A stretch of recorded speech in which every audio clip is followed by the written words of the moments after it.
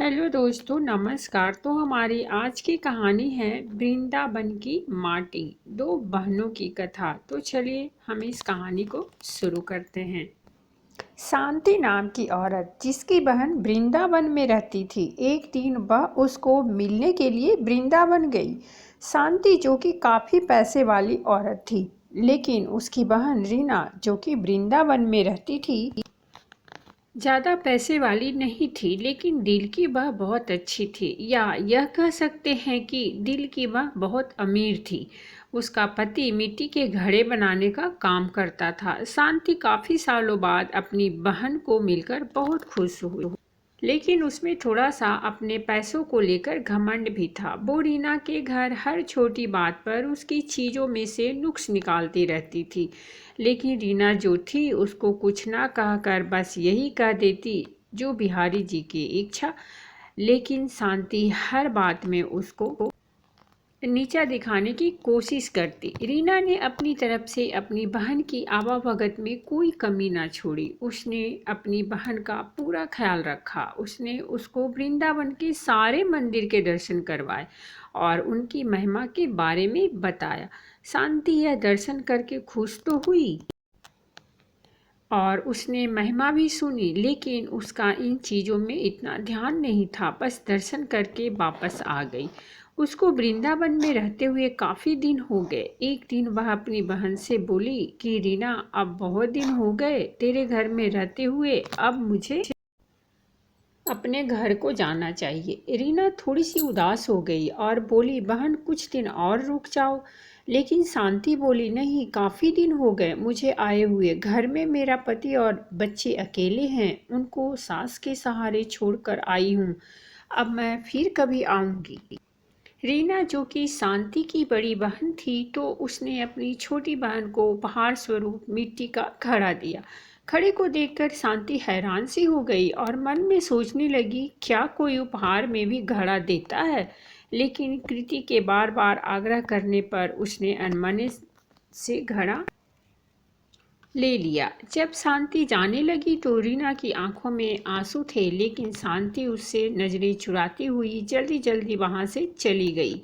सारे रास्ते शांति यही सोचती रही कि मैं घर जाकर अपनी सास और पति को क्या बताऊंगी कि मेरी बड़ी बहन ने मुझे घड़ा उपहार के रूप में दिया है। उसको इस बात से बहुत लज्जा आ रही थी। उसने सोचा कि मैं घर में जाकर झूठ बोल दूंगी कि घड़ा मैं खरीद कर लाई हूँ, मुझे तो मेरी बहन ने काफ़ी कुछ दिया है। इसी तरह सोचती सोचती वो घर पहुंची और उसने घर जाकर घड़ा अपनी रसोई के ऊपर रख दिया। उसको मन में बहुत ही गुस्सा आ रहा था कि मेरी बहन क्या इस लायक भी नहीं थी कि छोटी बहन को कुछ पैसे उपहार में दे सके।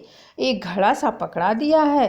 अब उसको अपने घर काफ़ी दिन हो गए, गर्मियों के दिन थे, तभी उसके गांव में पानी की बहुत दिक्कत आने लगी। कुएं में, नदियों में पानी सूख गया। उसके गांव के लोग दूर दूर से पानी भर कर लाते थे। पैसे होने के बावजूद भी शांति को पानी के लिए बहुत दिक्कत हो रही थी। एक दिन शांति बहुत दूर जाकर पानी भर रही थी। वहां पर पानी भरने के लिए आई हुई थी, तो जल्दी पानी भरने की होड़ में धक्का मुक्की में शांति का घड़ा टूट गया। शांति दूसरी औरतों पर चिल्लाने लगी, यह आपने क्या किया? बड़ी मुश्किल से तो मैंने पानी भरा था, आप लोगों ने धक्का मुक्की करके मेरा घड़ा तोड़ दिया है। अब वह उदास मन से घर को आई।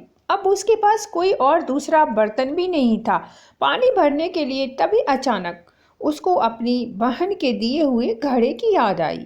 उसने रसोई के ऊपर से घड़ा उतारा और फिर चल पड़ी बड़ी दूर पानी भरने के लिए। जब कुएं पर पहुंची, अभी भीड़ कम हो चुकी थी। वह घड़े में पानी भरकर घर आई। तभी उसका पति खेतों से वापस आया। गर्मी अधिक होने के कारण वह गर्मी से बेहाल हो रहा था और आकर कहता है, शांति, क्या घर में पानी है? क्या एक गिलास पानी मिलेगा? तो शांति ने कहा, हाँ, मैं अभी भरकर लाई हूँ। तभी उसने उस घड़े में से एक गिलास पानी भरकर अपने पति को दिया। गले में से पानी उतरते ही उसका पति एकदम से उठ खड़ा हुआ और बोला, यह पानी तुम कहाँ से लाई हो? तो शांति एकदम से डर गई कि शायद मुझसे कोई भूल हो गई है। तो उसने कहा, क्यों, क्या हुआ? उसने कहा, यह पानी नहीं, यह तो अमृत लग रहा है। इतना मीठा पानी तो आज तक मैंने पिया ही नहीं था। यह तो कुएं का पानी लग ही नहीं रहा है, यह तो लग रहा है किसी मंदिर का अमृत है। शांति बोली, मैं तो कुएं से ही भरकर लाई हूँ, यह देखो घड़ा भरा हुआ है। उसके पति ने कहा, यह घड़ा कहाँ से लाई थी? उसने कहा, जब मैं वृंदावन से वापस आ रही थी तो मेरी बहन ने मुझे दिया था। यह सुनकर उसका पति चुप हो गया। अब शांति का पति बोला कि मैं थोड़ी देर के लिए बाहर जा रहा हूँ, तब तक तुम भोजन तैयार करो। शांति ने उसी घड़े के जल से दाल चावल बनाए। घड़े के पानी से दाल चावल बनाने से उसकी खुशबू पूरे गांव में फैल गई। गांव के सब लोग सोचने लगे कि आज गांव में कहाँ उत्सव है जो इतनी अच्छी खाने की खुशबू आ रही है। सब लोग एक एक करके खुशबू को सूंघते हुए शांति के घर तक आ पहुँचे। साथ में उसका पति भी था। उसने आकर पूछा कि आज तुमने खाने में क्या बनाया है? उसने कहा कि मैंने तो दाल और चावल बनाए हैं। सब लोग हैरान हो गए कि दाल चावल की इतनी अच्छी खुशबू। सब लोग शांति का मुंह देखने लगे। आज तो हम भी तेरे घर से दाल चावल खा कर जाएंगे। उसने किसी को मना नहीं किया और थोड़ी थोड़ी दाल चावल सबको दिए। दाल चावल खाकर सब लोग उसको कहने लगे, यह दाल चावल नहीं, ऐसा लग रहा है हम लोग अमृत खा रहे हैं। शांति के पति ने कहा कि तुमने आज दाल चावल कैसे बनाए? उसने कहा कि मैंने तो यह घड़े के जल से ही दाल चावल बनाए हैं। शांति का पति बोला, तेरी बहन ने तो बहुत अच्छा उपहार दिया है। अगले दिन जब शांति घड़ा भरने के लिए जाने लगी तो उसने देखा घड़ा तो पहले से ही भरा हुआ है। उसका जल वैसे का वैसा है जितना वो कल लाई थी। उसने उसमें से खाना भी बनाया था, जल भी पिया था, लेकिन घड़ा फिर भी भरा का भरा था। शांति एकदम से हैरान हो गई, यह कैसे हो गया? तभी अचानक उसी दिन उसकी बहन रीना उसको मिलने के लिए उसके घर आई। तो शांति अपनी बहन को देखकर बहुत खुश हुई, उसको गले मिली और उसको पानी पिलाया। तो उसने अपनी बहन को कहा, दीदी, यह जो तूने मुझे घड़ा दिया था यह तो बहुत ही चमत्कारी घड़ा है। मैंने तो बेकार समझकर रसोई के ऊपर रख दिया था, लेकिन कल से जब से मैंने इसमें जल भरा हुआ है तब से जल से भरा हुआ है। इसका जल इतना मीठा है और इसके जल से मैंने दाल और चावल बनाए जो कि अमृत के समान बने थे।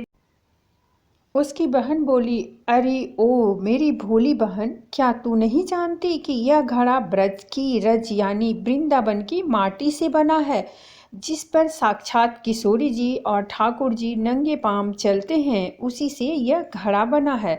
यह घड़ा नहीं, साक्षात किशोरी जी और ठाकुर जी के चरण तुम्हारे घर पड़े हैं। किशोरी जी और ठाकुर जी का ही स्वरूप तुम्हारे घर आया है। यह सुनकर उसकी बहन अपने आप को कोसती हुई और शर्मिंदा होती हुई अपनी बहन के कदमों में गिर पड़ी और बोली, मुझे क्षमा कर दो, जो मैं वृंदावन की रज माटी की महिमा को न जान सकी। जिसकी माटी में इतनी शक्ति है तो उस बांके बिहारी और लाडली में कितनी शक्ति होगी। मैं अज्ञानी मूर्ख न जान सकी। मुझे ब्रज की रज की महिमा और उसकी महत्व का पता नहीं था। मुझे क्षमा कर दो। उसकी बहन उसको उठाकर गले लगाती हुई बोली कि बहन, किशोरी जी और ठाकुर जी बहुत ही करुणा अवतार हैं। तुम्हारे ऊपर उनकी कृपा थी जो इस घड़े के रूप में, इस रज रूप में तुम्हारे घर पधारे। शांति बोली, बहन, तुम्हारे ही कारण मैं धन्य हो उठी। तुम्हारा लाख लाख धन्यवाद। यह कहकर दोनों बहनें आंखों में आंसू भरकर एक दूसरे के गले लगकर रोने लगी। तो दोस्तों, ये थी हमारी आज की कहानी। अगर कहानी अच्छी लगी हो तो प्लीज़ हमारे चैनल को सब्सक्राइब कीजिए, वीडियो को लाइक और शेयर ज़रूर कीजिए। कहानी सुनने के लिए बहुत बहुत धन्यवाद। मिलते हैं हम एक नई कहानी के साथ।